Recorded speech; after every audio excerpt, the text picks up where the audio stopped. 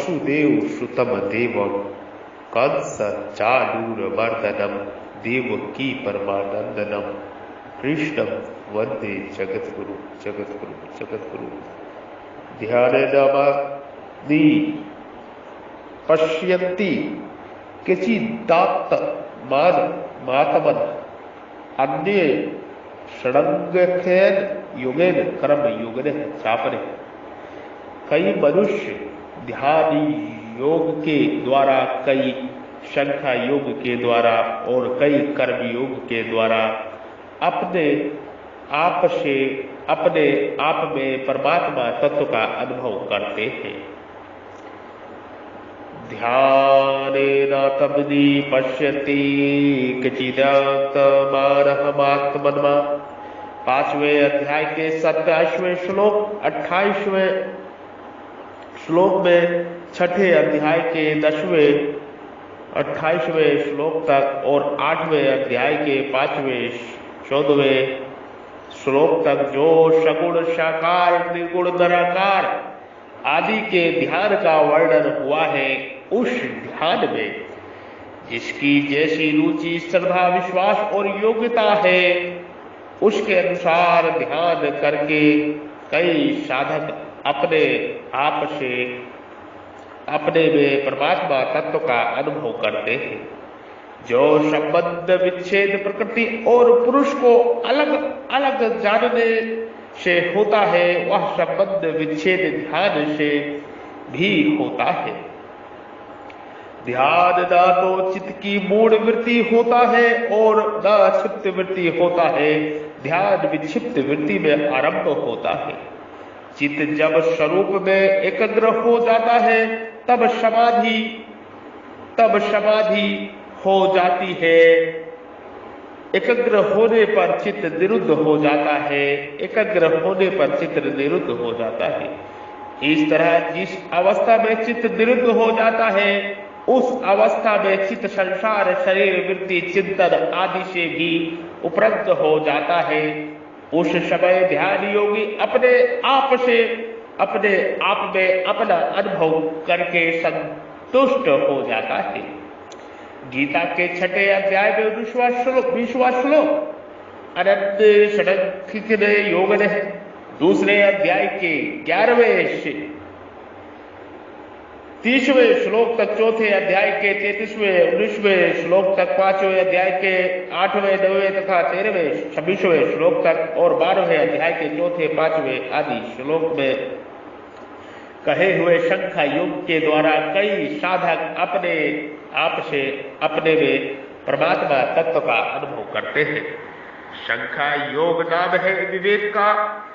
उस विवेक के द्वारा सत असत का निर्णय हो जाता है कि सत्य नित्य है, सर्वव्यापक है, स्थिर स्वभाव वाला है, अचल है, अव्यक्त है, अचिंत्य है और असत चल है, अनित्य है, विकारी है, परिवर्तनशील है। ऐसे विवेक विचार से संख्या योगी प्रकृति और उसके कार्य से बिल्कुल अलग हो जाता है और अपने आप में परमात्मा तत्व का अनुभव कर लेता है। कर्म योग चापरे, दूसरे अध्याय के 47वें श्लोक 53वें श्लोक तक, तीसरे अध्याय के 27वें 19वें श्लोक तक, चौथे अध्याय के 16वें से 32वें श्लोक तक, 5वें अध्याय के 6ठे 7वें आदि श्लोकों में कहे हुए कर्म योग के द्वारा कई साधक अपने आप से अपने में परमात्मा तत्व का अनुभव करते हैं। जो संबंध विच्छेद प्रकृति और पुरुष को अलग अलग जानने से होता है, वह संबंध विच्छेद कर्म योग से भी होता है। कर्म योगी जो कुछ भी करे वह केवल संसार के हित के लिए ही करे। यज्ञ दान तप तीर्थ व्रत आदि जो कुछ भी करे वह सब मात्र प्राणियों के कल्याण के लिए ही करे, अपने लिए नहीं। ऐसा करने से स्वयं का उन क्रियाओं से पदार्थ शरीर आदि से संबंध विच्छेद हो जाता है और अपने आप से अपने में परमात्मा तत्व का अनुभव हो जाता है। मनुष्य ने स्वाभाविक ही अपने में देह को स्वीकार किया है, माना है। इस मान्यता को दूर करने के लिए अपने में परमात्मा को देखना अर्थात देह की जगह अपने में परमात्मा तत्व को मानना बहुत आवश्यक है। अपने में परमात्मा को देखना कारण निरपेक्ष होता है।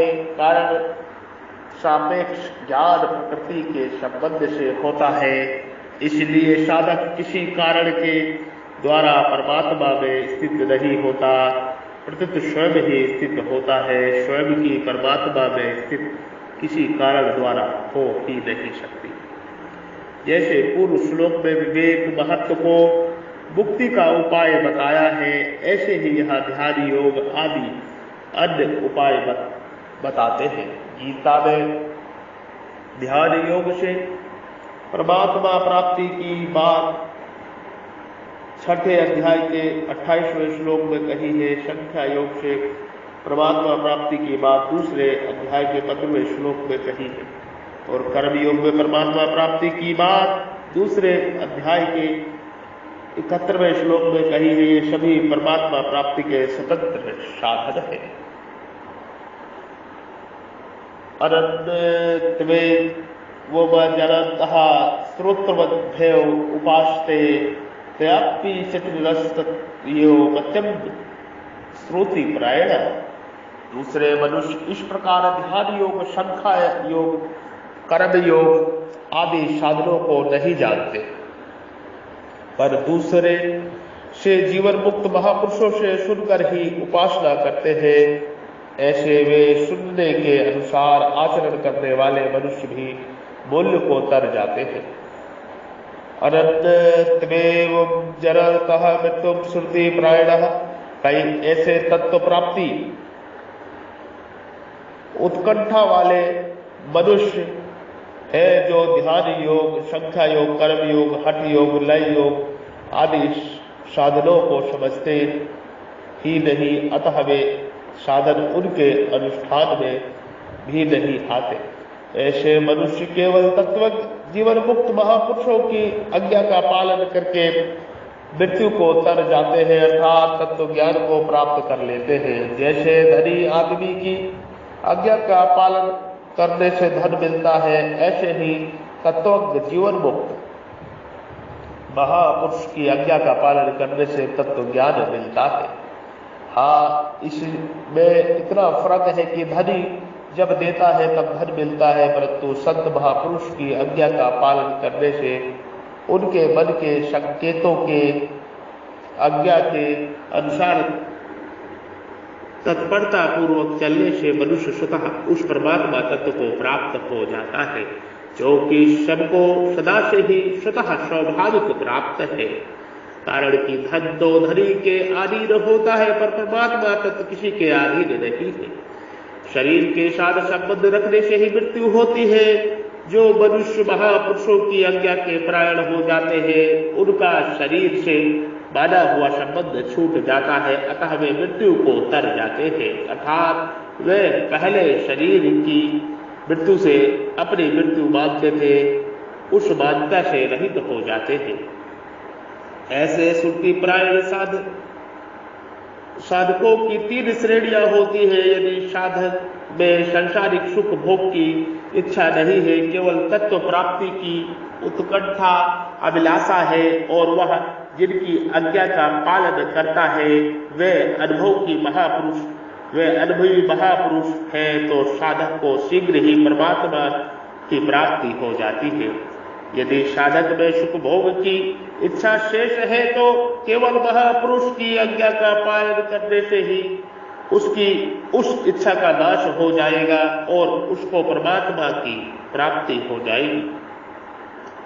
साधक जिनकी आज्ञा का पालन करता है वे अनुभवी महापुरुष नहीं है, पर साधक में कुछ मात्र भी संसारिक इच्छा नहीं है और उसका उद्देश्य केवल परमात्मा की प्राप्ति करना है, तो उसको भागवत कृपा से परमात्मा प्राप्ति हो जाएगी, क्योंकि भगवान तो उसको जानते ही है अगर किसी कारणवश साधक की संत महापुरुषों के प्रति अश्रद्धा, दोष दृष्टि हो जाए तो उनमें साधक को अवगुण दिखेंगे, गुण दिखेंगे ही नहीं।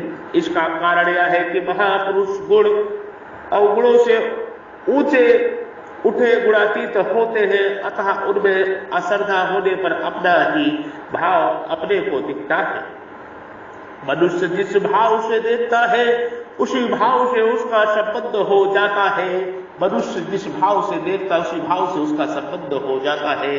अवगुण देखने से उसको संबंध अवगुण से हो जाता है। इसलिए साधक को चाहिए कि वह तत्वज्ञ महापुरुष की क्रियाओं पर, उनके आचरणों पर ध्यान न देकर उनके पास तटस्थ होकर रहे।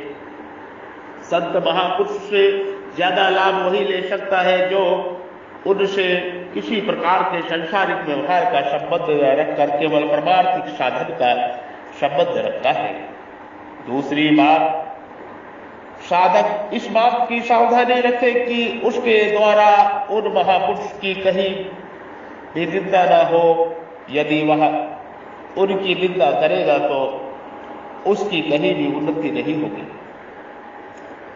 जिन मनुष्यों में शास्त्रों को समझने की योग्यता नहीं है, जिनका विवेक कमजोर है, पर जिनके भीतर मृत्यु से तरने की उत्कंठा अभिलाषा है, ऐसे मनुष्य भी जीवन मुक्त संत महात्माओं की आज्ञा का पालन करके मृत्यु को तर जाते हैं।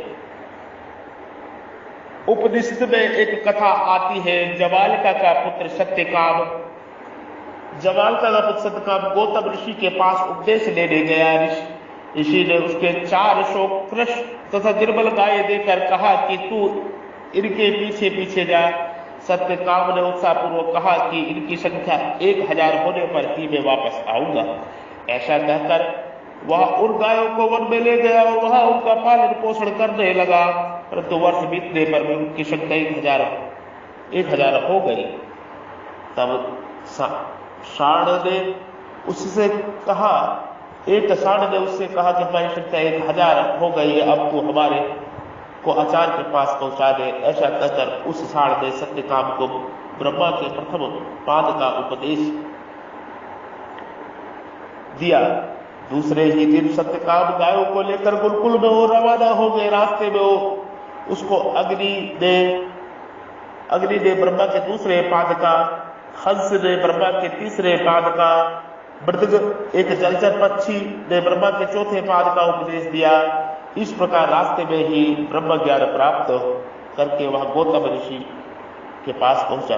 गुरु के पूछने पर उसने सारी बातें बताई और उनसे अपने श्रीमुख से उपदेश देने की प्रार्थना की। तब गौतम ऋषि ने उसको उपदेश दिया।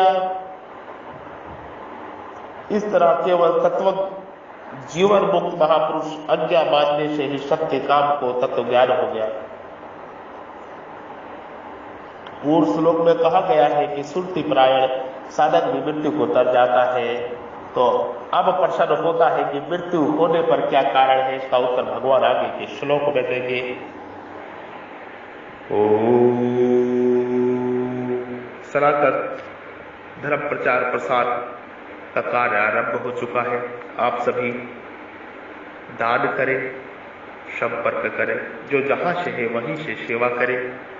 संपर्क नंबर है 9811179477 9811179477। आप सभी जुड़े, सेवा करें। आप सभी जुड़े, सेवा करें। आप सभी का कल्याण हो। ईश्वर आप सब पे कृपा करें। जय सनातन धर्म।